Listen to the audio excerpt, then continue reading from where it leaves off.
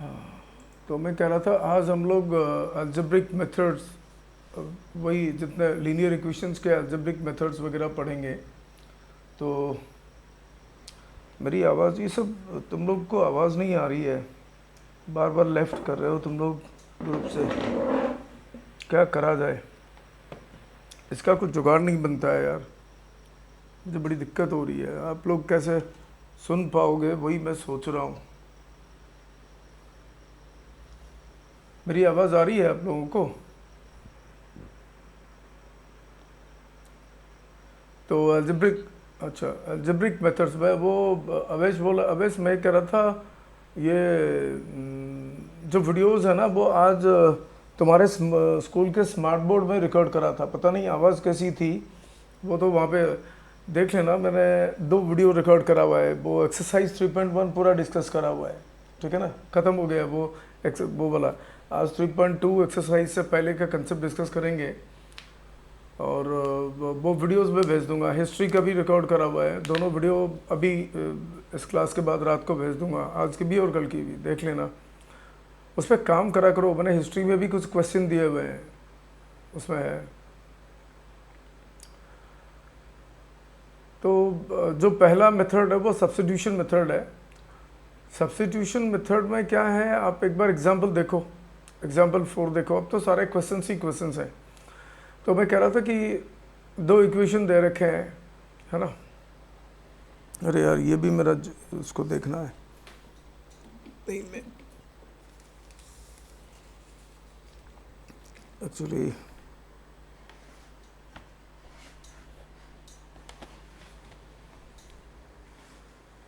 एक मिनट भाई, है ना।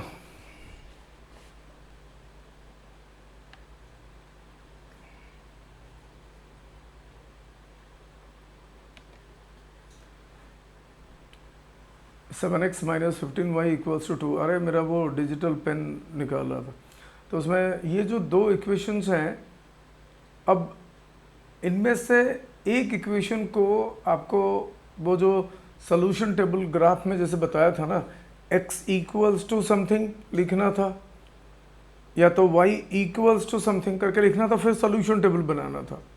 ये बात मैं आज भी काफ़ी बारीकी से डिस्कस करा हुआ है, मतलब आज जो क्वेश्चंस मैंने डिस्कस करा हुआ है, एक क्वेश्चन तो पूरा प्रॉपर्ली ग्राफ करके थोड़ा मतलब खिचड़ पिचड़ हो गया, क्योंकि अब वो एक ही वाइट बोर्ड में समझा दिया उस चीज़ को।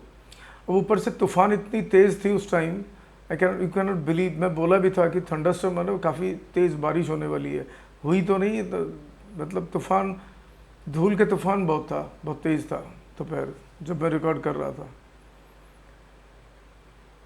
तो वो माइक लगा के कर रहा था, वो जो तुम लोगों का नीचे लटका के क्लास में पढ़ाता हूँ ना, वही वाला माइक लगा के, ताकि थोड़ा ज़ोर से वो पिक करे आवाज़ को। पता नहीं कैसे वहाँ पे जो स्पीकर लगे हुए हैं कैसे कैसे सुनाई देता, देख लेना। मैं सुना भी नहीं है यहाँ पे ईयरकट डाल के। खैर मैं कह रहा था कि ये जो दोनों इक्वेशन है, दोनों इक्वेशन में से आपको देखना है कि इजी कौन सा है, मतलब उसको सब्स्टिट्यूशन करने के लिए आपके पास क्या एक ऑप्शन बचता है। जैसे for example 7x minus 15y equals to 2 है, दूसरा equation x plus 2y equals to 3 है। तो आप खुद ही देखो ये कौन है,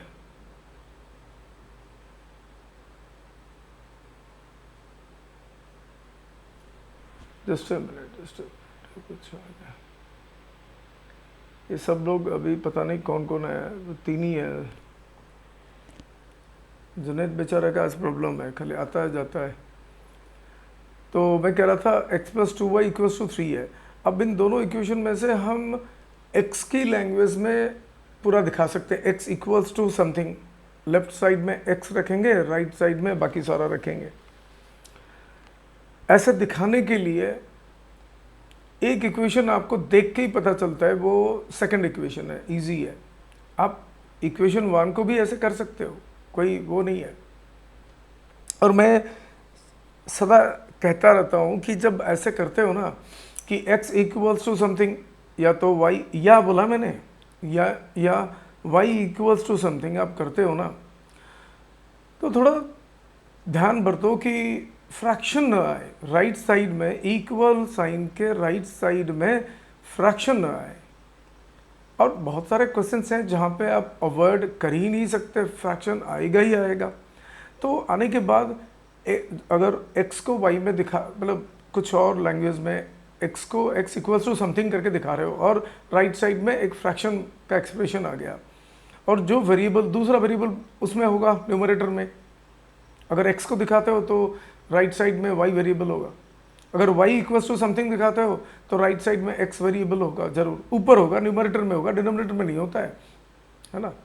कुछ भी हो जाए न्यूमरेटर में वेरिएबल रहता है, तो दूसरा वेरिएबल न्यूमरेटर में मिलेगा। तो आप देख लो कि कौन सा वैल्यू डालोगे ताकि वो फ्रैक्शन एक होल नंबर में बदल जाए। जैसे मान लो आंसर आया 6 - 4 2 10 - 4 6 आया बाई 2 है,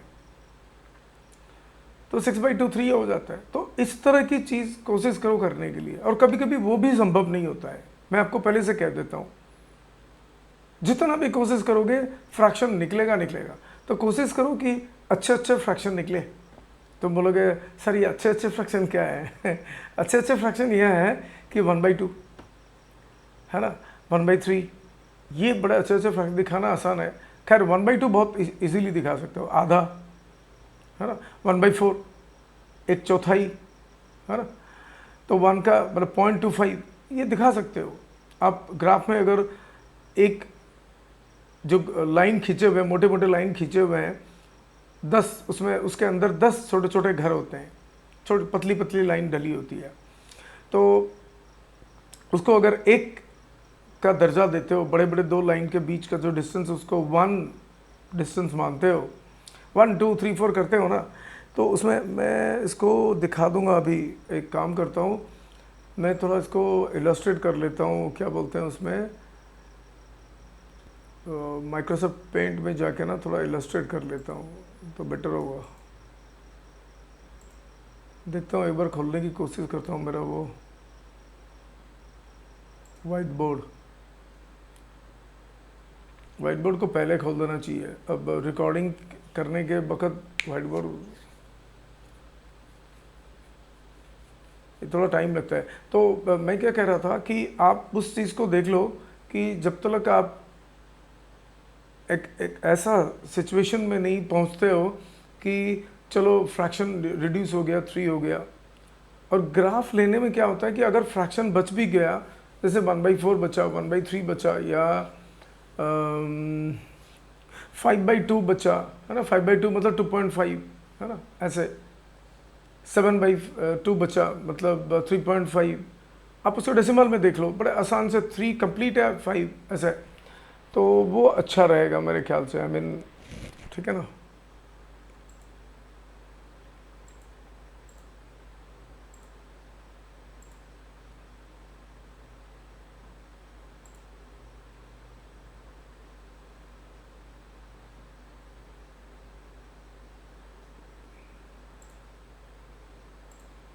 तो फॉर एग्ज़ाम्पल मैं मान के चलो कि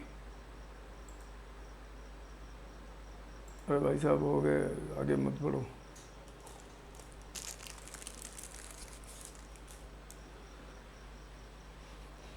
मान लो आपको ग्राफ आप ऐसे कर रहे हो, मैं थोड़ा अपने वाइट बोर्ड में बना रहा हूँ, एक कार्टेशियन प्लेन है, ग्राफ है, तो 1 ऐसे, तो इसको थोड़ा बड़ा करके दिखाता हूँ, बेटर होगा नहीं।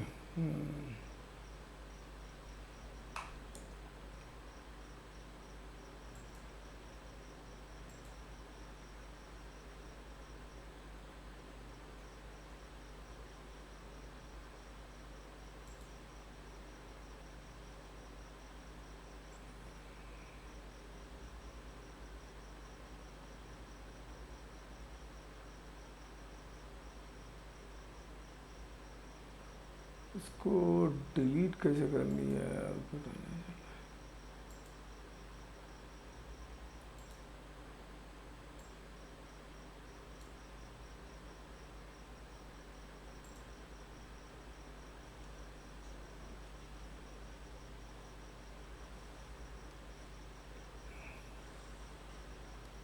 अब मान लो आपने जो एक्स एक्सिस वाई एक्सिस लिया और जो पहला मोटा लाइन है उसके बीच में ना 10 छोटे छोटे लाइन है, 1 2 3 4 5 6 7 8 9 10, 1 2 3 4 5 6 7 8 9 10। तो आप देख लो उसमें क्या है, 10 गैप्स है। लाइन कितने डले होंगे, 2 लाइन तो मोटे मोटे हो गए और बीच में 8 लाइन डले होंगे, है ना। तो अगर मान लो आपका फ्रैक्शन आया 1.5, 1.5 मतलब 1 कंप्लीट दिखानी है, उसके बाद आधा दिखानी है। अगर मान लो आया 2.5 तो 2 कंप्लीट दिखानी है, फिर 2 के बाद 3, 2 और 3 के बीच का डिस्टेंस जो है उसका आधा दिखाना है। इजी है। और खाली 1/2 आया तो -1/2 हो या +1/2 हो तो आधा ही दिखाना है। आई मीन एक 2 मोटे मोटे लाइन में ना एक थोड़ा सा हल्का मोटा लाइन भी डला होता है। उसमें देखना 5 घर होंगे, 5 गैप होंगे, 1 2 3 4 5। तो ये जो पॉइंट है this is 1.5, sorry I am so sorry, this is 0.5, है ना। अगर इस डिस्टेंस को 0 से, वो लंबा लाइन जो इसको अगर 1 लेते हो, ये डिस्टेंस को अगर 1 लेते हो तो आपको ये आइडिया मिल जाता है। तो ये मतलब 0.5 है ना। ये पॉइंट कोऑर्डिनेट में दिखाओगे, मैंने बोला हुआ है एक्स एक्सिस के ऊपर कोई पॉइंट दिखाते हो तो एक्स का जो भी पॉइंट आप कंसिडर करते हो वो लिखा जाता है, पहले कॉमा डाला जाता है और फिर उसके बाद वाई के लिए 0 हमेशा लिख दिया जाता है। अगर एक्स एक्सिस के ऊपर के पॉइंट्स लेते हो, पॉइंट बोले तो नंबर, ठीक है ना। वैसे ही एक वाई एक्सिस के ऊपर भी नंबर लेते हो या पॉइंट्स लेते हो तो जो पॉइंट या नंबर को कंसिडर करते हो वो नंबर लिखा जाता है कब ना, सेकंड एंट्री में। जो कोऑर्डिनेट्स होते हैं पॉइंट्स के, पहला एंट्री एक्स का होता है, कॉमा डलता है, फिर दूसरा एंट्री वाई एक्सिस का होता है। तो वाई एक्सिस का जो पॉइंट आप लेते हो कंसिडर, वो तो लिखा जाता है, परंतु एक्स एक्सिस के एंट्री हमेशा 0 रहता है। ये मैंने पहले वीडियो में भी कहा था, सेकंड वीडियो में भी कहा हुआ है जो आज भेजूंगा, और ये थर्ड वीडियो में भी ये चीज़ कह रहा हूँ। थोड़ा वो पुराने वीडियोस को देखो तो आपका ग्राफ का कंसेप्ट क्लियर होगा। आई मीन बहुत अच्छे अच्छे क्वेश्चंस बनते हैं। खैर एनसीईआरटी में भी अच्छे क्वेश्चन थे, है ना। तो ये थोड़ा ग्राफ का आइडिया मैंने दिया so that you can have this कि कैसे आप करोगे, ग्राफ लोगे, फ्रैक्शन आएगा भी तो कैसे मैनेज कर लोगे, है ना। तो मेरे कहने का मतलब है कि आपने अब रिटर्निंग बैक करते हैं हमारे वो उन दोनों इक्वेशंस में, x + 2y = 3 को हम आसानी से x के लैंग्वेज में दिखा सकते हैं। सिंपल सी बात है, 2y को शिफ्ट कर दो राइट साइड, 3 - 2y है। देखो उसको किताब ने इक्वेशन नंबर 3 डाल दिया। अब x = 3 - 2y है। अब यही वैल्यू आप क्या करोगे, यही वैल्यू आप सीधा लेके जो पहला इक्वेशन है ना, उस पहले इक्वेशन में x की जगह पे डाल देना। x नहीं लिखना होता है, x की जगह पे क्या लिखोगे, 3 - 2y, क्योंकि आपने लिखा तो है अभी x = 3 - 2y। तो ये 3 - 2y को सब्स्टिट्यूट करना है। इसी से इस मेथड का नाम डला हुआ है सब्स्टिट्यूशन मेथड, ठीक है ना। तो देखो बेटा, आपको कभी कभी क्वेश्चंस ऐसे मिलेंगे, तो इक्के दुक्के क्वेश्चन हम लोग डिस्कस कर रहे हैं। When you do R D Sharma questions, board के क्वेश्चंस करते रहते हो, you get lot of typical questions. आपको मिलेगा, आपको पता भी नहीं, आपको दोनों इक्वेशन डिफिकल्ट लगेंगे, कॉम्प्लिकेटेड लगेंगे, डिफिकल्ट तो नहीं है, कॉम्प्लिकेटेड लगेंगे। ऐसे बड़ा आसान सा x + 2y = 3, x = 3 - 2y ऐसे नहीं मिलेंगे, है ना। कठिन होता है, आपको माइंड बॉगलिंग होती है। माइंड बॉगलिंग मतलब बॉगलिंग क्या है कि आपको बहुत सोचना पड़ता है कि क्या करूं मैं, कैसे करूं। दोनों इक्वेशन कॉम्प्लिकेटेड होते हैं, किसको x के लैंग्वेज में दिखाऊं, है ना। इससे अच्छा है कि आप मैथमेटिक्स में जो जनरल मैथमेटिक्स है, इक्वेशन ट्रांसपोजिंग, साइन चेंजिंग, इन चीज़ों में ना कहाँ मतलब ट्रांसपोजिंग करते हो तो कहाँ पे मल्टीप्लिकेशन होगा, कहाँ पे डिवाइड होगा, कहाँ पे प्लस होगा, कहाँ पे माइनस होगा, ये चीज़ों के ऊपर अगर स्ट्रांग हो गए आप तो कसम से आपको जितना भी कॉम्प्लिकेटेड क्वेश्चन हो आप कर लोगे, है ना। ये एक्सपर्टाइज आपको हासिल करनी पड़ेगी प्लीज़। जो बच्चे स्टैंडर्ड मैथ्स लेते हो तो इनको बेसिक मैथ्स में भी, है ना, यू डू नॉट एक्सपेक्ट कि बोर्ड में इतना सस्ता क्वेश्चन आएगा, कभी नहीं आता है ना। तो x equals to 3 minus 2y को आपने सब्स्टिट्यूट करा, अपने किताब को देखो तो समझ में आएगा, क्योंकि जो मैं वीडियो कर रहा हूँ वो तो आपको दिख नहीं रहा, है ना। तो आपने क्या लिखा, जो पहला इक्वेशन था 7x minus 15y equals to 2 था, तो x की जगह पे x जाकर है तब में 3 माइनस 2y टा लिखा, है ना। कौन गया कौन आया, तुम 4 जन ही हो, वो नहीं आता है आजकल, क्या नाम है, जो हमारे सायर साहब हैं, उसकी भी थोड़ा मतलब घर में बड़ी तंगी चल रही है, वो उसकी वजह से चल रही है, सुनता नहीं है, पता नहीं क्या। तो 7 ब्रैकेट 3 माइनस 2y लिखना है। क्यों बेटा, क्योंकि 3 माइनस 2y बाइनोमियल है। बाइनोमियल से आप घबराना नहीं, बाइनोमियल तो आप बचपन में पढ़े हो, मोनोमियल, बाइनोमियल, ट्राइनोमियल, तो 2 टर्म है ना, तो इसको बाइनोमियल बोलता हूँ।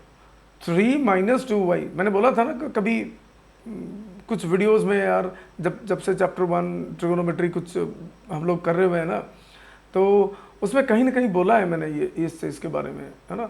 अगर बाइनोमियल है तो बीच में एक प्लस या माइनस साइन होगा, अगर ट्राइनोमियल है तो 3 टर्म है, मतलब उसके बीच में उस एक्सप्रेशन में ना 2 प्लस या माइनस के साइन मिलेंगे, या तो दोनों माइनस होंगे या तो दोनों प्लस होंगे, या तो एक माइनस एक प्लस होगा, ऐसे, है ना।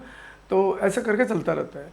अब ये बाइनोमियल है, तो जब भी बाइनोमियल को मल्टीप्लाई करना होता है किसी मोनोमियल के साथ या किसी बाइनोमियल के साथ या किसी ट्राइनोमियल के साथ, ध्यान रहे इन चीज़ों को ब्रैकेट में रखा करो प्लीज़, है ना।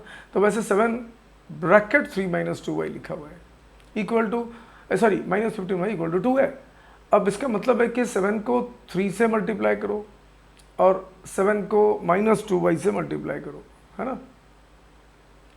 7 को 3 से और 7 को माइनस 2y से, तो 7 को 3 से मल्टीप्लाई करो तो 21 है, 7 को माइनस 2y से मल्टीप्लाई तो माइनस 14y, उसके बाद माइनस 15y इक्वल। देखो आप ध्यान दो कि ये इक्वेशन जो है एक वेरिएबल में रिड्यूस हो गया, अब इसमें 2 वेरिएबल दिख नहीं रहा। अगर आपके दिमाग में ये सवाल आता होगा कि सर x को हम क्या करें, थोड़े बहुत बच्चों ने प्रैक्टिस कर रखा होगा तो उन बच्चों के दिमाग में होगा ठीक सर मैं कर लूँगा सर, है ना, ठीक है कोई बात नहीं। तो मैं कह रहा था कि अब ये इक्वेशन सिंगल वेरिएबल में रिड्यूस हो गया, तो वेरी इजी है, क्लास 8 के तरह इक्वेशन हो गया। अब y का वैल्यू आ गया। जुनेद आप ध्यान दो, क्योंकि अवैस भी समझ जाता है, श्रुति और सदा भी समझ जाती है होगी, आई मीन क्योंकि थोड़ी बहुत मैथ्स में इन्वॉल्वमेंट इन लोगों ने लाया हुआ है, तो ये थोड़ा बहुत समझ जाते होंगे। जुनेद आप कभी कोशिश नहीं करे हो, या तो आपको किसी ने इंटरेस्टिंग नहीं कराया सब्जेक्ट, या आपको अहमियत नहीं दिया क्लास में, है ना, किसी टीचर ने आपको इनकरेज नहीं करा और आप ऐसे बन गए। अदरवाइज ऐसा नहीं है, आपका भी बहुत अच्छा दिमाग है जुनेद, तो और बड़ी अच्छी समझदारी भी है आपके दिमाग में, मैंने देखा हुआ है। कभी कभी आप आंसर देते हो तो बड़ी समझदारी से आंसर देते हो। तो खैर देखो, तो जुनेद क्या हुआ कि ये जो माइनस 14y और माइनस 15y, इसके बारे में भी बोल रखा था सिंप्लीफिकेशन के बारे में, कि आप देखो कि वेरिएबल जो है वो ऐसे रहे। लाइक टर्म्स के बारे में क्या रखा था, ये जो आई थिंक 9th क्लास में जुनेद आपने कुछ मेरे से क्लास लिया होगा, तो उस वीडियो में भी मैंने कई बार ये जिक्र करा हुआ है। तो माइनस 14y ये तो जनरल मैथमेटिक्स है, आए दिन होते रहते हैं, ज़रूरत में आती रहती है ना। इन चीज़ों के ऊपर अगर आपकी कमज़ोरी होगी तो बेटा आप आगे बढ़ नहीं पाओगे। मैं नहीं कह रहा हूँ कि जुनेद आप इंजीनियर बन जाओ, मैथमेटिक्स ले लो, फिजिक्स केमिस्ट्री मैथ्स ले लो 11th में, मैं ये नहीं कह रहा हूँ। एक फाउंडेशन 10th जो है एक फाउंडेशन कोर्स है, तो वो उसमें एक स्टैंडर्ड नॉलेज रखा करो बेटा, आपके लिए अच्छा है, आपके आपके करियर के लिए अच्छा है, कोई भी सब्जेक्ट लो।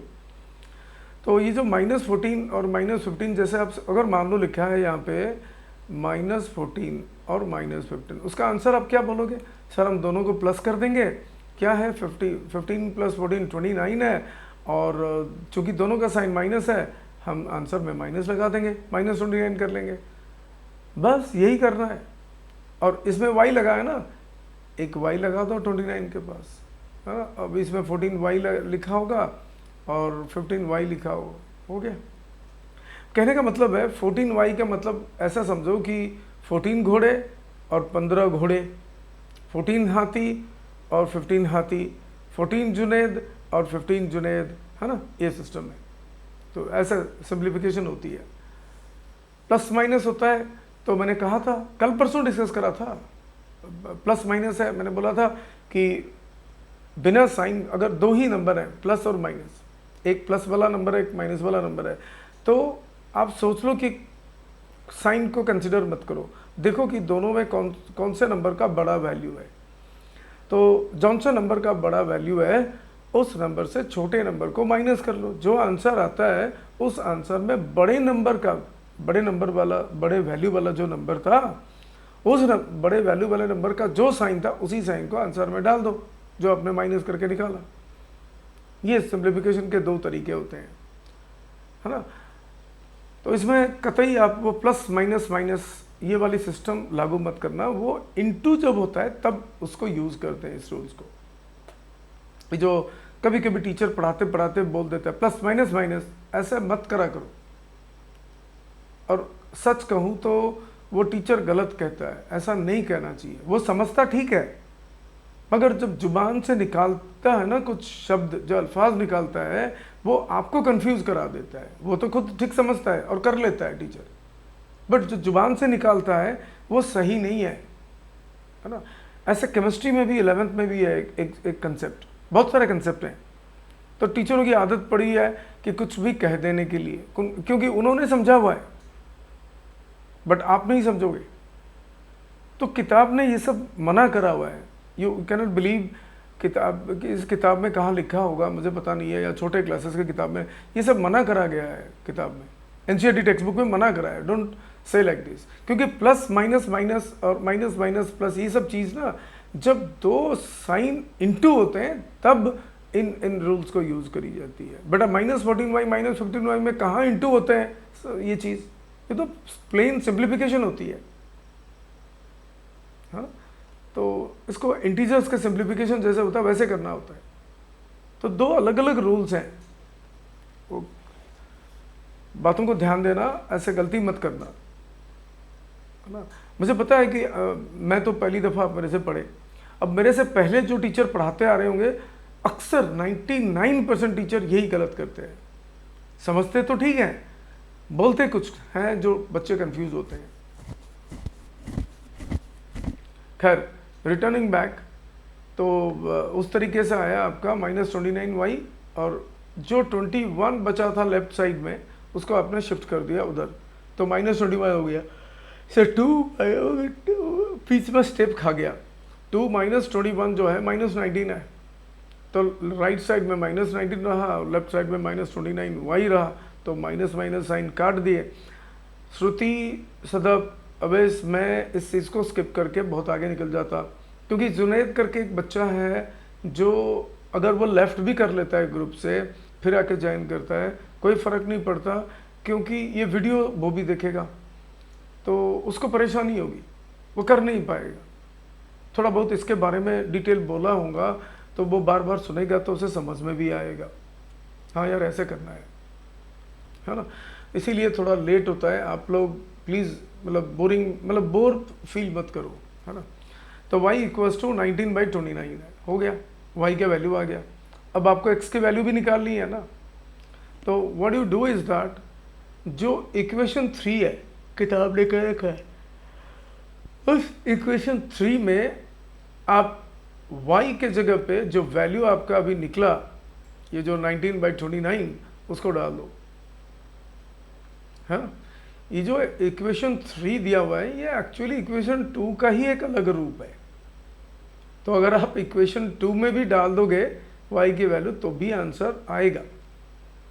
ज़रूरी नहीं कि इक्वेशन 3 में जो आपने थोड़ा सा चेंजेस लाया x + 2y = 3, जो ओरिजिनल इक्वेशन दे रखा था इक्वेशन नंबर 2, उसमें जो चेंज थोड़ा सा लाया ताकि सब्स्टिट्यूशन कर पाओ, उस वाला इक्वेशन को आपने नंबर 3 लिखा, तो ज़रूरी नहीं कि उसी इक्वेशन में आप डालोगे तो होएगा। नंबर 2 वाली इक्वेशन में डालो, नंबर 1 में नहीं डालना, क्योंकि 1 को सॉल्व करके आपने ये निकाला। अब y की वैल्यू फिर 1 में डाल दो, नहीं आएगा, पूरा 0 हो जाएगा, नहीं होगा, आएगा ही नहीं। ध्यान रहे ये बात, इक्वेशन 2 में डालना है, और किताब ने कह रखा है 3 में, तो कोई बात नहीं। क्योंकि आपको मैं बता दूं, इक्वेशन 3 कोई अलग इक्वेशन नहीं है, वो 2 का ही एक अलग रूप है ना। तो देखो उसने क्या करा, अब डाल दिया, आंसर आ गया 49/29, है ना। तो ये सब्स्टिट्यूशन मेथड है। वेरिफिकेशन तो ठीक है, नहीं करने की ज़रूरत है। लिखा हुआ है कि कैसे कैसे सॉल्व करोगे, पेज नंबर 31 में दिया हुआ है। तो मैं थोड़ा सा थका हूँ, इसलिए मेरे उबासी आ रही है, so you need not feel bad, थोड़ा बुरा मत सोचो। एक वर्ड प्रॉब्लम है, देखो वर्ड प्रॉब्लम तो इस चैप्टर में वैसे भरे हैं। अब इक्वेशन बनानी है, इक्वेशन को सॉल्व करना आना चाहिए, दैट्स इट। अब कह रहा है कि आफ्ताब टेल्स हिज, एग्जाम्पल 5 है, आफ्ताब टेल्स हिज डॉटर,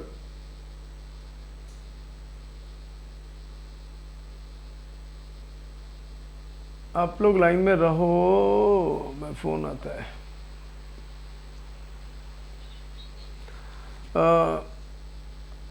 अरे आसिफ आवाज़ भाई, गोटे जिनस हूँ कौन कर दिया, ताकि तुम्हें परमिशन लेने की ज़रूरत नहीं है, जब चाहो ज्वाइन करो, जब चाहो लीव कर जाओ। अरे वो रसोईया जो है ना तुम्हारे स्कूल का, वो भी खाना वाना बना रहा है, तो वो मेरे लिए थोड़ा सादा का कुछ बना रहा था, तो वही फ़ोन करा था। अच्छा कुकिंग करता है, बहुत टेस्टी बनाता है। तो मैं तो बिना प्याज लहसुन का खाता हूँ। तो एक लड़का भी है हॉस्टल में, वो भी बिना प्याज लहसुन का है, तो वो मेरे लिए भी बना देता है, ठीक है। वो डेली खाना रखते हैं। अब मेरे को टाइम नहीं होता है, तो वो फ़ोन, चलो छोड़ो। नहीं, आवास के साथ एक मोटा सा बड़ा सा आदमी आया हुआ है, वो अच्छा मतलब शेफ़ है ना, अच्छा कुक है, बहुत टेस्टी बनाता है। तो वही मेरे लिए बना देता है, तो उसको थोड़ा वो दुखी हो जाता है कि सर खाते नहीं है दिन में भी खाता नहीं हूँ ना मैं, रोटी वोटी लेके घर से जाता हूँ, तो वही है ना, थोड़ा वो नॉनवेज वगैरह करते हैं तो प्याज व्याज डालते हैं, तो मेरे को ठीक नहीं लगता। तो अब वो थोड़ा मेरे लिए साफ़ सुथरा बना के रखता है कि सर आप खा लो। वो और भिखारी सर को भी थोड़ा बुरा लगता है कि त्रिपाठी सर खाते नहीं है, सबको बुरा लगता है, सब खाते हैं, मैं नहीं खाता हूँ, तो सबको बुरा लगता है। तो बोला चलो ठीक है, तो रख लो, कोई बात नहीं यार, क्या है खाने में, क्या 2 रोटी खाने से पेट भर जाता है। मुझे कहाँ इतना लोभ होता है कि चलो खा लो, बहुत सारा खा लो ऐसे। खैर छोड़ो, मैं कह रहा था कि ये जो आफ्ताब टेल्स हिज डॉटर, तो वो बोलता है कि अपने बेटी को बोलता है 7 years ago I was 7 times as old as you were then। बोलता है कि भाई 7 years ago, 7 साल पहले, आफ्ताब बोलता है कि वो खुद है ना 7 times as old as her daughter, तो उसकी बेटी जितनी होगी उसके 7 गुना उसका उम्र होगा, वो कह रहा है। आफ्ताब ये भी कह रहा है कि also 3 years from now, है ना, आफ्ताब ये भी कह रहा है कि 3 साल के बाद, तो आई shall be 3 times as old as you will be, आपकी जितनी उम्र होगी उसके 3 गुना हो जाऊंगा मैं। सो ये इस तरह के क्वेश्चन मैंने 3.1 में भी डिस्कस करा हुआ है, एक अलग मैटर को लेके, इस तरह के उम्र को लेके नहीं है। तो देख लेना, मैं वीडियो आज भेज दूंगा, आपको अच्छा भी लगेगा वो वीडियो। भगवान करे कि वो आवाज़ आप समझ पाओ ठीक ठाक, क्योंकि मुझे वो साउंड का जो स्पीकर सिस्टम था ना, उसमें पता नहीं कैसे कैसे उनका जो साइंस टीचर आप लोगों को साइंस दे रहा है, मैं महिषासुर नाम दे रखा है वो जो साइंस कोटा से जो साइंस टीचर पढ़ाते हैं, उनकी आवाज़ आप लोगों को साइंस दे रहा है, तो मैं बोला भाई ये महिषासुर सब लोग हंसते भी है। है ना, प्रेजेंट दिस सिचुएशन, अब उसको algebraically and graphically by method of substitution वो बोलता है। आपको दोनों मेथड यूज करने हैं, अल्जेब्रिक और graphically by the method of substitution. तो आप पहले इक्वेशन बनाना सीखो। अब बोलता है कि आफ्ताब, दो चीज़ है, आफ्ताब की उम्र, अब कौन सी उम्र को लें, ये भी एक सवाल उठता है ना। सबसे इंपॉर्टेंट है कि प्रेजेंट एज को लिया करो। उम्र को जब, उम्र से रिलेटेड जब क्वेश्चन करते हो तो सबसे पहली बात है आप प्रेजेंट एज को लो, एक्स और वाई में। तो प्रेजेंट एज आफ्ताब का एक्स ले लो, इसका वाई ले लो। अब सिंगल वेरिएबल वाली बात होती तो अलग बात है ना। अब ये 2 वेरिएबल है, तो दोनों में ट्रिकी चीज़ें हैं।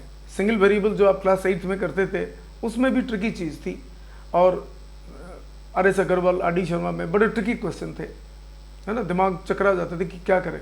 अब इसमें भी ऐसी है, ये मत सोचो कि 2 वेरिएबल हो गया इजी हो गया, है ना। खैर मैं कह रहा था, तो 2 हैं, उमर आफ्ताब का और उसकी बेटी का। तो आफ्ताब के प्रेजेंट एज लो, क्योंकि 7 साल पहले और 3 साल बाद। भाई किसके 3 साल बाद? भाई किससे 7 साल पहले, किस उम्र के 7 साल पहले, ये समझो ना। इस सवाल का जवाब तो दो, किस उम्र के 3 साल बाद ना। आज के टाइम का जो उम्र है उसके 7 साल पहले अगर बाद वाली बात कहते हो तो ऐसे ही होती है ना। हम समझते हैं कि आज जो मेरा उम्र है उससे 3 साल बाद, है ना। तो सबसे इंपॉर्टेंट है कि प्रेजेंट एज लिया करो, है ना। तो मान लो आप आफ्ताब का ले लेते हो एक्स और उसकी बेटी का वाई लेते हो। अब वो बोलता है कि 7 ईयर्स प्रेजेंट एज है ये, तो 7 साल पहले क्या होगा आफ्ताब का एज, बताओ। x - 7 होगा कि नहीं? अच्छा, तो बेटी का क्या होगा? y - 7 होगा, ठीक है। अब आफ्ताब क्या कह रहा है कि 7 years ago he was 7 times as old as his daughter। मैंने थोड़ा अपनी लैंग्वेज में रिपोर्टेड स्पीच में इसको बदल दिया। वो डायरेक्ट स्पीच में लिखा हुआ है, मैंने रिपोर्टेड स्पीच इनडायरेक्ट स्पीच में कर दिया, थोड़ा इंग्लिश कर दिया। जनेत भाई साहब हैं, मौजूद हैं? हाँ। तो एक काम करते हैं, एक्स माइनस, अब किताब ने एस लिया हुआ है, एस और टी लिया हुआ है ना। आफ्ताब के प्रेजेंट एज को एस लिया हुआ है, तो मैं किताब की लैंग्वेज में ही समझा दूं तो आपको इजी होएगा। आप तो समझ गए कि कैसे स्टार्ट करनी है ना। प्रेजेंट एज लेना है, तो टी जो है उसके बेटी का प्रेजेंट एज है। तो आफ्ताब का 7 साल पहले का जो उम्र होगा s - 7 होगा, जाहिर सी बात है, क्योंकि s उसका प्रेजेंट एज है, आज की उम्र उसका एक s है। तो 7 साल पहले कितनी उम्र होगी? s - 7। आज 10 है, तो 7 साल पहले कितना होगा? 10 - 7, यही तो होगा, है ना। तो s - 7। अब उसकी उम्र, उसके बेटी 7 साल पहले जितनी होगी उसके 7 गुना होगा। उसकी बेटी 7 साल पहले कितनी थी, कितनी होगी? हुई होगी ना t - 7। तो t - 7 उम्र का 7 गुना होगा वो। यही तो बोला था, 7 years ago I was 7 times as old as you were then। ये ध्यान दो, जैसे मैं पढ़ता हूं ना, आप साइलेंटली एग्जाम में क्वेश्चन को ध्यान से ऐसे पढ़ना। अगर रेगुलर प्रैक्टिस करोगे तो थोड़ा जल्दी हो जाता है ये काम, ये समझदारी जल्दी आ जाती है। तुम प्रैक्टिस नहीं करोगे, एग्जाम के करीब करीब दिनों में प्रैक्टिस करोगे तो कोई गारंटी नहीं है, आपके सक्सेस का कोई गारंटी नहीं है। थोड़ा बहुत हो भी सकता है, नहीं भी हो सकता है। इसीलिए कहता हूँ कि रोज थोड़ा प्रैक्टिस करा करो, क्वेश्चंस, वेराइटीज क्वेश्चंस प्रैक्टिस करा करो। अब देखो ट्रिगो के कुछ हिस्से खत्म थे, चैप्टर 1, चैप्टर 2, चैप्टर 3 का एक हिस्सा भी खत्म है, दूसरा हिस्सा आज चालू हो रहा है। तो there are varieties of questions. अब कम से कम एनसीईआरटी से वेराइटीज ऑफ क्वेश्चंस डेली 5-10 करा करो। नहीं करते हो यार तुम, और करके मुझे दिखाओ। एक प्रेशर भी रहेगा कि हमें इस सर को दिखाना है। मैं कर लूँगा कहीं ना कहीं टाइम एडजस्ट करके आपके चीज़ों को। श्रुति ने भेज रखा है बहुत सारी चीज़, तो मैंने देखा, एक दो देखा है, बाकी और थोड़ा सा देख के फिर उसे बताना है कि ठीक ठाक है कि नहीं, है ना। तो सदब शायद कुछ भेजा है, नहीं भेजा मुझे पता नहीं, बट आप लोग भेजो, कोई नहीं भेजते। जुनेद आप तो भी नहीं भेजते हो, है ना। अब चक्कर यह है कि अब ये वाला इक्वेशन समझ में आ गया, s-7 equals to 7 multiplied by, क्योंकि t-7 एक बाइनोमियल, क्या हुआ क्या हुआ, ये किसके घर की आवाज थी?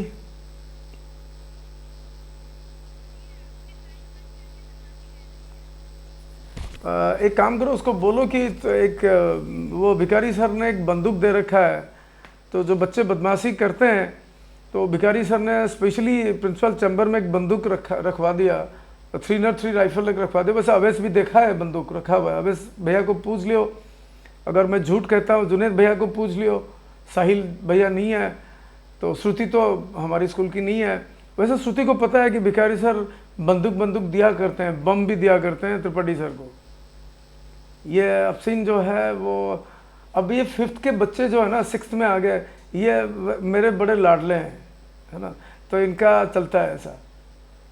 अब मैं इनके क्लास में घुस जाऊँ, फिर देखो इनके मतलब दिमाग के कीड़े ऊपर उठ जाते हैं और फिर कंट्रोल में नहीं रहते ये लोग। अब भी मैं घुस जाऊँ, देखना वो अल्लू बल्लू सब नाम दे रखा है, सब आ जाते हैं लाइन पे। वो बेचारा तरसते रहते हैं कि त्रिपाठी सर कब आए, नहीं है, बोलते नहीं है क्योंकि डरते हैं कि प्रिंसिपल है, अब ज़्यादा कुछ बोलेंगे डांट पड़ेगी दूसरे टीचरों का, अब बोलते नहीं है। अगर ऐसा रेस्ट्रिक्शन नहीं होता, ये लोग जाके मेरे चैम्बर के पास खड़े हो जाते और सर आते थे बीच बीच में। ये एनुअल फंक्शन की जो प्रैक्टिस होती थी, ये वो पता नहीं है, वो लड़कियों का नाम याद नहीं है यार, वो कुछ आते थे, अफसीन को तो मैं जानता हूँ, बाकी और ये कुछ नाम जुबान पे मतलब स्लिप ऑफ टंग हो रहा है। ये सब वहाँ पे, वो विश्वजीत है ना, वो सब वहाँ पे लगे रहते थे, है ना। सर आजकल आते नहीं हो, पार्टी मैंने एक बार कह दिया इनके क्लास में पार्टी मिलेगी। अब यार ये जब भी देखो, मेरे से हो नहीं पार्टी कहाँ दूंगा मैं, तो ये हो नहीं पाता, बोलते हैं सर पार्टी नहीं दिया वो, पार्टी नहीं दिया वो, यही चक्कर है।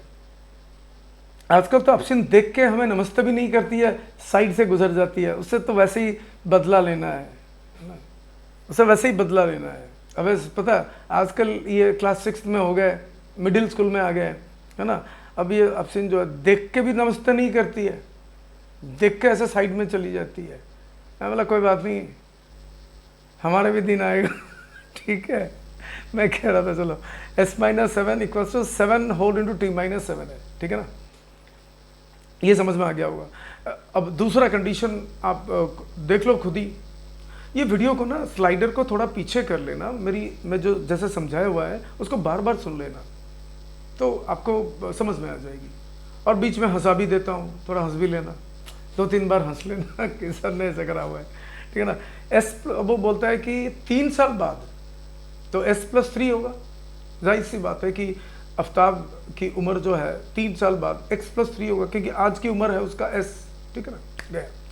अब उसकी बेटी 3 साल बाद कितनी होगी, t+3 होगी, है ना, क्योंकि उसकी बेटी की जो प्रेजेंट एज है वो t है, तो 3 साल बाद उसकी बेटी t+3 हो जाएगी, तो उस उम्र का 3 गुना होगा। उसने लिखा हुआ है as old as you will be, उस वक़्त आपको जितनी उम्र होगी उसी उम्र का 3 गुना मैं हो जाऊंगा, है ना। तो s+3 must be equal to वही। आ रही है बात समझ में। यहाँ पे हमें 2 बातें जो बराबर हैं उनको सामने रखना है। s-7 एक बात है, that must be equal to 7 into whole, मतलब बाइनोमियल है ना t-7 ब्रैकेट में, तो ये दोनों बातें इक्वल हैं, बराबर हैं, दोनों बातों का अर्थ बराबर है, तभी इक्वेशन बनता है। अगर ये समझदारी लाके आप क्वेश्चन को समझने की कोशिश करते हो तो आपको बहुत मतलब 70-80% क्वेश्चन आप खुद कर लोगे, अभ्यास चाहिए, कर लोगे, है ना। अब आप देख लो इसको, अब इसको तरीके से लिखना है। किस तरीके से लिखना है मैं बता दूं आपको, जो हमने स्टैंडर्ड फॉर्म पढ़ा था लीनियर इक्वेशन टू वेरिएबल का, क्या स्टैंडर्ड फॉर्म पढ़ा था भाई? a1x plus b1y plus c1 equal to 0। फिर दूसरा हमने पढ़ा था a2x plus b2y plus c2 equal to 0, है ना? इस फॉर्म में बदलना है, क्योंकि जो हमने इक्वेशन निकाला बेटा वो इक्वेशन, ये जो दोनों इक्वेशन है ये उस फॉर्म में नहीं आए। तो करने के लिए आपको इक्वेशन की ट्रांसपोजिंग करनी पड़ेगी, है ना? मैं व्हाइट बोर्ड में थोड़ा कर देता हूँ, शायद आपको दिक्कत आए।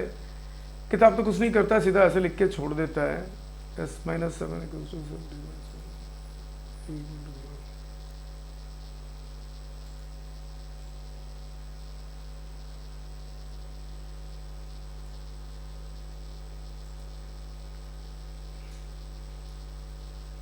एक इक्वेशन कर देता हूँ, s-7 equals to 7 whole into t-7। अब देखो मैं कैसे करता हूँ, वो देख लेना। बोलने से बकर बकर, थोड़ा लिखने के साथ बोलने से आपको थोड़ा ठीक रहेगा, क्योंकि वीडियो में तो ये रिकॉर्ड हो जाता है। अब s को रहने दो, s-7 लेफ्ट साइड में जो लिखा है उससे वैसे ही रहने दो। पहले राइट साइड को सिंप्लीफाई करो, तो दैट इज 7 इंटू टी 70 और माइनस 7 इंटू 7 49, है ना? 7 इंटू -7 इज -49। अब आप एक काम करो, सारे t को x साइड में कर लो, सब कुछ x साइड में करोगे ना, क्योंकि a1x plus b1y plus c1 equals to 0, है ना? ये वाला सिस्टम रहेगा। तो एक काम करो, अब आपका दो वेरिएबल होने चाहिए, एक s है एक t है, ठीक है ना? तो s वैसे रहा, -7 जैसे लिखा वैसे रखो, और ये जो 7t है उधर को लो लेफ्ट साइड को, तो -70 हो जाता है, और -49 को भी लेफ्ट साइड में लो तो +49 हो जाता है ना? इक्वल टू, अब उस राइट साइड में कुछ रहा नहीं, 0 है ना? अब 7 -7 और +49 ये सिंप्लीफाई हो सकते हैं, क्योंकि ये नंबर्स हैं। s और -70 अनलाइक टर्म्स है, वो वैसे ही रहेंगे, s -70 वैसे ही रहेंगे। अब 49 और -7, 49 से देखो एक प्लस वाला नंबर है, जुनेद आपके लिए काम की चीज़ है, ध्यान दो। एक प्लस वाला नंबर है, एक माइनस वाला नंबर है, 7 जो है माइनस वाला नंबर है। तो इस केस में क्या करोगे, साइन को कंसिडर मत करो, साइन के बारे में सोचना छोड़ दो। अब देखो कि दोनों नंबर में बड़ा कौन है, 49 बड़ा है, तो 49 से 7 माइनस कर लो, कितना आंसर आता है 42, है ना? अब बड़े का साइन क्या है, प्लस है, तो आंसर में प्लस लगा दो। This is how you simplify. तो देखो आपका इक्वेशन आ गया s -70 + 42 इक्वल्स टू 0 आ गया। देखो मैं नीचे भी लिखता हूँ, अब आ गया a1x plus b1y plus c1 equals to 0 आ गया ना। उस फॉर्मेट में, उस फॉर्मेट में आएगा तब आपको इजी रहेगा सिंप्लीफिकेशन करने के लिए, है ना? देखो वही लिखा है। अब दूसरा इक्वेशन आप ऐसे कर लो, तो ये दोनों इक्वेशन को नंबरिंग करो जो स्टैंडर्ड फॉर्म में पड़े हैं, ठीक है? तो दिस इज इंपॉर्टेंट, ये रहने दो यार, इसको क्यों मिटा हुआ है, तो ठीक है ना। अब आप सब्स्टिट्यूशन के लिए ढूंढो, क्या ढूंढोगे? देखो आपके लिए इक्वेशन 2 जो है वो सबसे छोटा है, s - 3t इक्वल्स टू 6, इसी को आप कर सकते हो s इक्वल्स टू 6 + 3t। देखो लिया मैं। अब पहले इक्वेशन में आप t के s की जगह पे ये वाला वैल्यू डाल दो, सब्स्टिट्यूशन हो जाएगा 3t + 6। देखो उसने लिखा हुआ है ब्रैकेट में s की जगह पे 3t + 6 लिखा हुआ है, -70 + 42 इक्वल्स टू 0। तो ये आराम से, इसमें कोई इंटू विंटू करने की नहीं है, ब्रैकेट हटा दो, सिंप्लीफाई कर लो। 3t और +6 -70 + 42, तो उसमें +6 और +42 +48 हो जाएंगे।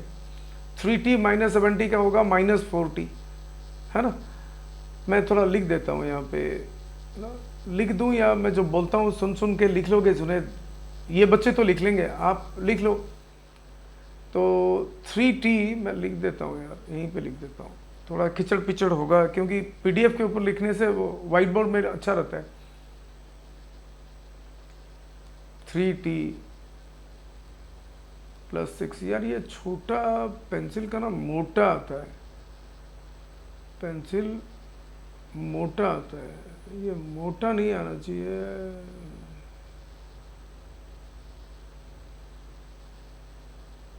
पेंसिल अगर मोटा आता है तो क्या करा जाए, इसका तो कोई जुगाड़ ही नहीं है, इसमें बड़ा भयंकर है। चलो छोड़ो, इसमें टाइम बर्बाद करने की जरूरत नहीं है। 3t प्लस 6 आ गया, उसके बाद आपका आता है -70 और उसके बाद आता है +42 इक्वल टू 0। अब 3t और -70 बचता है आपका -4t। जुनेद अभी आपको बताया था ये चीज़ कैसे होगा सॉल्व, दोनों लाइक टर्म्स हैं, टी है, टी और उसका पावर भी सेम है तो लाइक टर्म्स कहा जाता है। याद रखो पावर भी सेम होना चाहिए। अगर यहाँ पे 3t होता और -7t² होता तो ये सॉल्व नहीं होते, ये अनलाइक टर्म्स होते, है ना। लेटर और उनके पावर भी सेम होंगे तब तुम उन दोनों तीनों टर्म्स को जो भी ऐसे होंगे उनको लाइक टर्म्स कहते हो। लाइक टर्म्स के बीच में सिंप्लीफिकेशन होती है, जैसे आप प्लेन नंबर्स को सिंप्लीफाई करते हो वैसे होती है, आंसर में टी लगा देते हो, जो भी वेरिएबल होता है वो लगा देते हो। ये मैंने अभी थोड़ी देर पहले भी समझाया था। तो 40 -40 हो गया, उसके बाद बचा +6 + 42, वो हो गया +48 इक्वल टू 0। अब आप एक काम करो, -40 इक्वल टू -48 कर लो, क्योंकि 48 को राइट साइड को ले लो।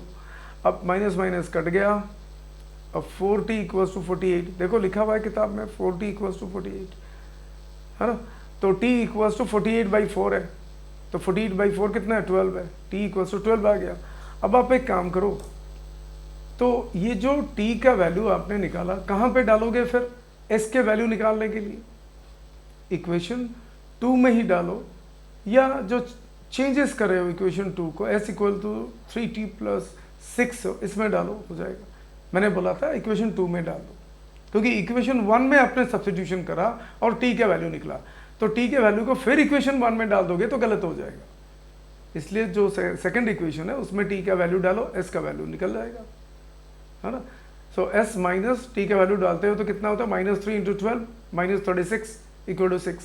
सो s इक्वल टू, देखो नीचे लिखा हुआ है s इक्वल्स टू 6, और ये जो 36 माइनस था उधर चला जाएगा, +36 हो जाएगा, that is 42। So s equal to 42 हो गया। प्रेजेंट एज आ गया दोनों का। आफ्ताब का 42 साल है और उसकी बेटी की उम्र 12 साल है ना। तो ये भी एक क्वेश्चन है, ये भी थोड़ा देख लूँ आप। 10:30 तक लेते हैं क्लास, ये थोड़ा इन अ शॉप ये वाला भी डिस्कस कर लेते हैं। और कितने एग्जाम्पल्स हैं, हाँ बहुत सारे एग्जाम्पल्स हैं यार। एग्जाम्पल 7 भी है, थोड़ा अगर आप लोग सब्र रखोगे तो मैं एग्जाम्पल 7 तक डिस्कस कर लूँगा, अच्छा रहेगा ना, एक्सप्लेनेशन रहेगा तो आपके लिए अच्छा रहेगा। तो in the shop the cost of 2 pencils, अब यही वाला मैंने एक्सरसाइज 3.1 के हिसाब में भी एक डिस्कस करा हुआ है, इसी तरह का क्वेश्चन, पेन और पेंसिल, है ना। ये पेंसिल और इरेजर की बात करा हुआ है। तो ठीक है, मैं समझा देता हूँ। आई सपोज कि आप ये कर लोगे, क्योंकि आप ध्यान देना, मैं अभी दिखा देता हूँ आपको, मैं अभी आपको दिखा देता हूँ। ये कितने नंबर का पेज है, 32 नंबर का पेज है। ये देखो पेज नंबर 29, नीचे देखो, नहीं, पहला क्वेश्चन देख लो यार, पहला क्वेश्चन देख लो। पहले क्वेश्चन के 2 बीट हैं, 2 बिट्स हैं, एक मैथमेटिक्स क्विज वाला है, दूसरा 5 pencils 7 pens टुगेदर कस्ट ₹50, whereas 7 pencils and 5 pens together cost ₹46. Find the cost of 1 pencil and that of 1 pen. ये जैसे होगा, नॉट एग्जैक्टली बट वैसे ही सॉल्विंग होती है इन चीज़ों की, तो यू कैन फाइंड दैट। ये वाला क्वेश्चन सिंपल सी चीज़ है। मैं फिर भी थोड़ा सा हिंट दे देता हूँ। In a shop the cost of 2 pencils and 3 erasers are ₹9। वो बोलते हैं कि 2 पेंसिल्स एंड 3 इरेजर्स का कॉस्ट ₹9 है। अब आपको चक्कर है कि and the cost of 4 pencils and 6 erasers is ₹18। यार एक पेंसिल का कितना दाम है वो ज़रूरी है ना। तो उसके साथ 2 के साथ वो चीज़ मल्टीप्लाई हुई होगी ना, तो कुछ रुपए बने होंगे। और वैसे इरेजर का भी कोई रेट होगा एक इरेजर का, तो वो 3 के साथ मल्टीप्लाई हुआ होगा और कुछ रुपी वैल्यू होगा, दोनों को मिला के ₹9 हुआ होगा, है ना। तो इसलिए एक पेंसिल का कॉस्ट आप x ले लो, एक इरेजर का कॉस्ट y ले लो। तो उस हिसाब से 2x + 3y, देखो ना, आप मान लो एक पेंसिल का दाम ₹2 है। 2 पेंसिल का दाम कितना है? 10 पेंसिल का दाम बताओ, 2 छोड़ो पर इजी हो जाता है, 2 + 2 4 फटाक से बोल दोगे। 10 पेंसिल का कितना है? तो 10 × 2 20, यही है। तो नंबर और रुपी का वैल्यू, रेट, तो यहाँ पे you take the rate of 1 pencil be x और 1 इरेजर बी y, फिर 2 पेंसिल का 2x होगा कॉस्ट है। कितना पड़ेगा 2 पेंसिल का, कितना रेट दाम होगा? 2x होगा। और 3 इरेजर का 3y होगा। दोनों को मिलाओगे तो ₹9 होने चाहिए, किताब में दे रखी है। ठीक उसी प्रकार दूसरा कंडीशन दो दे रखा है 4x + 6y = 18। फिर उसकी सॉल्विंग आप देख लो, सब्स्टिट्यूशन करनी है। देखो यहाँ पे कोई भी दोनों के दोनों इक्वेशन आसान, मतलब इजी नहीं है। आई मीन थोड़ा सा फ्रैक्शन आ गया, तो वैल्यू वाइज पहला इक्वेशन में छोटे छोटे वैल्यूज़ हैं, तो उसने पहले इक्वेशन को ही चुना कि मैं सब्स्टिट्यूशन करूं, x = समथिंग लिख दिया। अब जब आपने पहले इक्वेशन में से सब्स्टिट्यूशन का एक वैल्यू निकाला, तो जाहिर सी बात है कि आप अब क्या करोगे, तो उसी वैल्यू को सेकंड इक्वेशन में x की जगह पे डाल दोगे। देखो डाला हुआ है, 4x लिखा था ना, x की जगह पे उसने लिखा 9 - 3y ब्रैकेट में, क्यों? चूंकि ये बाइनोमियल है, बाई 2 है। अब 4/2 कट जाता है, 2 हो जाता है, तो 2 × 9 - 3y है ब्रैकेट में, तो 2 × 9 = 18 और 2 × -3y 6 - 6y। आई रिपीट, 4 और 2 कट जाता है, बचता है 2 ऊपर में, बचता है न्यूमरेटर में, तो 2 ब्रैकेट में 9 - 3y। बीच का जो स्टेप खा गया उसे कहता हूँ सुन सुन के लिख लो, अभी मत लिखो, वीडियो सुन के लिख लेना, अभी सुन लो ध्यान से। तो 2 × ब्रैकेट में 9 - 3y बचा + 6y = 18, ऐसे लिख दिए। नेक्स्ट स्टेप में आप लिखो 2 × 9 18, मनी मन मल्टीप्लाई करो, सीधा 18 लिख दो जैसे किताब में लिखा है। उसके बाद 2 × -3y कितना होगा? -6y लिख दो, + 6y करो। अब -6y + 6y ये दोनों 18 = 18 हो गए, है ना। अब चक्कर यह है कि आप एक चीज देखो, ये दोनों के दोनों, ये तो वेरिएबल ही कट गया इसका, है। हाँ, वो किताब में यही कह रहा है, this situation has arisen because both the given equations are the same. इस तरह के सिचुएशन इसलिए आया क्योंकि 2x + 3y = 9 है। अब उसमें 2 लगा दो, 2x + 3y = 9 में 2 लगा दो, कितना होगा? 4x + 6y = 18, multiplying 2 to both sides, ऐसे कर लो। पहले इक्वेशन में multiplying by 2 to both sides कर लो। देखो 4x + 6y = 18। तो ये खासकर कोई दूसरा इक्वेशन नहीं है, सेम ही है ना। इसीलिए वो 18 = 18, वेरिएबल का कोई मतलब ही नहीं रहा, y वेरिएबल कट गया। We cannot find a unique cost of a pencil and an eraser because there are many common solutions. ये तो एक ही इक्वेशन हो गया जो आपने 9th में पढ़ा था। एक इक्वेशन का तो इनफाइनाइट सॉल्यूशंस हैं, समझ में आई? जब मैंने शुरू करा था ये चैप्टर तब भी ये बात कहा था, 9th क्लास की लीनियर इक्वेशन 2 वेरिएबल का कंसेप्ट मैं डिस्कस करा था। चूंकि दोनों इक्वेशन, ये ऐसा क्वेश्चन है, दोनों इक्वेशन सेम ही है, खाली एक 2 मल्टीप्लाई हुआ है। तो इनफैक्ट तो अनगिनत होंगे इनके मतलब सॉल्यूशंस, एक सॉल्यूशन तो कभी निकल नहीं पाएगा। एक तो है, एक करके बहुत सारे हैं, ये मतलब है।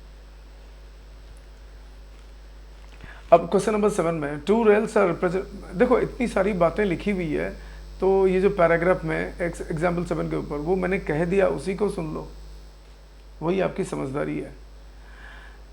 Example 7, two rails are represented by the equations x plus 2y minus 4 equals to 0। दूसरा ऐसा, will the rails cross each other. बड़ा बढ़िया ट्रिकी क्वेश्चन, लैंग्वेज डाला, दो रेल को इक्वेशन के तहत रिप्रेजेंट करा हुआ है। बोलता है कि दो रेल क्रॉस करेंगे। रेल पता क्या होता है? पटरी। ट्रेन होती है, रेल पटरी होती है ना? अरे लोहे की पटरी जिस पे ट्रेन चलती है, रेल्स, है ना? तो वो रेल्स क्रॉस करेंगे क्या, है ना? ऑब्वियसली आपको पता है कि ये एक स्ट्रेट लाइन है। ये जो इक्वेशंस हम लोग पढ़ते हैं, ये दो स्ट्रेट लाइंस हैं। चांसेस हैं कि यूनिक सोल्यूशन बनेगा, है ना?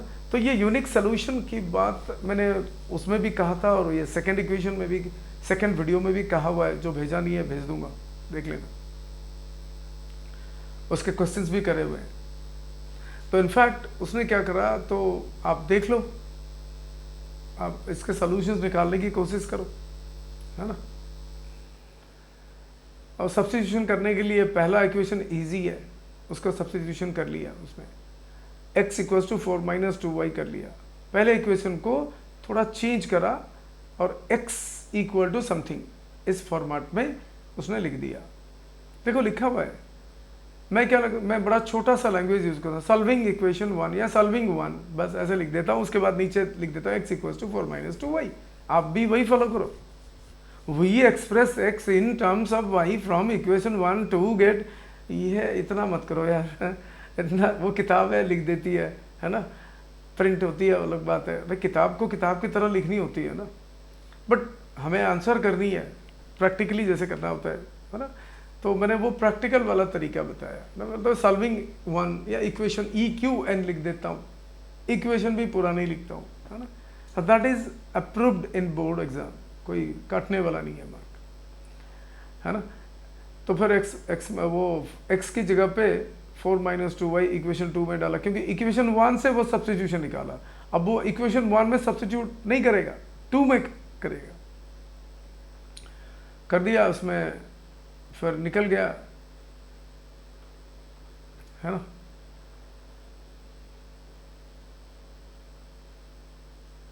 देखो यहाँ पे क्या हुआ, वो एक चीज आया, ये जो 2 दूने 4, y कट गया यहाँ से। y कटने के बाद ऐसा नतीजा आया 8 माइनस 12 इक्वल टू 0, और 8 इक्वल्स टू 12 हो गया। यार ये कतई संभव नहीं है। या -4, 8 माइनस 12 -4, -4 कभी 0 के साथ इक्वल हो नहीं सकता, है ना? तुम ऐसे क्वेश्चंस में घबराना नहीं, क्योंकि तुमने तो सही करा, गलत कहाँ करा तुमने। उसका मतलब कुछ अलग निकलता है। क्या? कि वो रेलें दोनों कभी आपस में क्रॉस नहीं करेंगे, है ना? तो इसका एक अलग तरीका भी है बेटा, बता दूं क्या है? जो पिछला कंसेप्ट है ना, वही A1 बाई A2, अगर यूनिक सोल्यूशन है, आप A1 by A2 not equal to B1 by B2 होना चाहिए। देख लो इस इक्वेशन में A1 by A2 B1 by B2 करके देख लो रेशियो, देखना 1/2 2/4। देखो अभी मैं जुबानी कहता हूँ, पहले इक्वेशन का x का जो मल्टीप्लिकेंट है उसे A1 कहते हैं, तो A1 1 है और A2 2 है, तो 1/2 है, ठीक है? तो B1 बाई B2 क्या करें? 2/4 है। पहले इक्वेशन में 2 है, दूसरे इक्वेशन में 4 है। y के साथ जो चीज़ मल्टीप्लाई होती है उसे b कहते हैं, है ना? B1 B2, तो 2/4 रिड्यूस हो जाता है, 1/2 है, तो दोनों इक्वल हैं, तो यूनिक सोल्यूशन तो होंगे ही नहीं 100%। अगर यूनिक सोल्यूशन नहीं होंगे, एक और भी गुंजाइश बचता है कि इन्फिनाइट सोल्यूशंस हो भी सकते हैं, है ना? तो नो सोल्यूशंस का क्या कंडीशन है?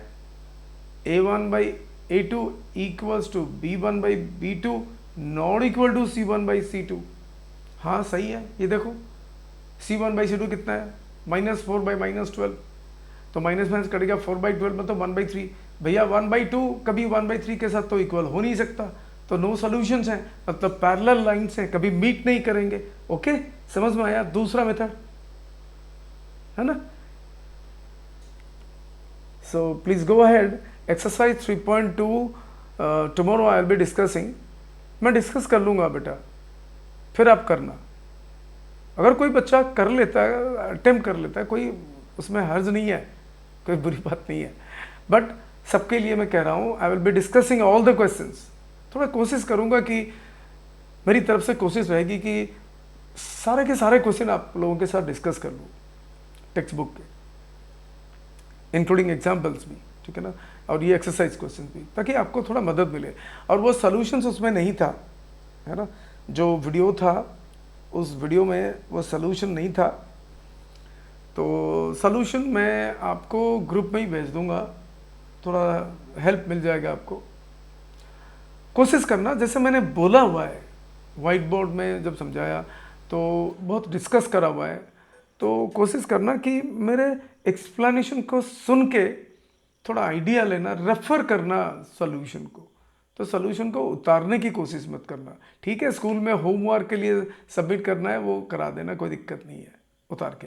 परंतु जब आप खुद प्रैक्टिस करोगे तो थोड़ा ध्यान देना कि सर ने क्या क्या समझाया हुआ है, उसको समझ के लिखें, थोड़ा रेफर कर लें सॉल्यूशन को, तो अच्छा रहेगा। बट सॉल्यूशन को देख के कॉपी मत करना, भले टाइम लगे। जुनेद जैसे आप कमज़ोर हो थोड़ा, है ना, तो भले ही टाइम लगे, एक क्वेश्चन तो सही से कर लो, है ना। पहले एग्जाम्पल तो समझो, जो मैंने एग्जाम्पल समझाए हुए हैं उनको तो बारीकी से 2 बार 3 बार 4 बार 5 बार 6 बार 10 बार देखो तो सही। फिर एक्सरसाइज के क्वेश्चन के जो हिस्से हैं वीडियो में उसको बाद में देखना। ज़रूरी नहीं कि स्टार्टिंग से वीडियो देखा और पूरा एंड में ख़त्म करा, नहीं। कुछ चीज़ों को बार बार समझो, फिर दूसरे दिन बाकी हिस्से समझोगे, बाकी हिस्सों को वॉच करोगे। तो कुछ ऐसा सिस्टम बनाओ वीडियो वॉच करने का, है ना। तो इसी के साथ मैं इसको एंड करता हूँ, ठीक है। मैं दोनों वीडियो भेज दूंगा, हिस्ट्री का भी भेज दूंगा। Most welcome, most welcome.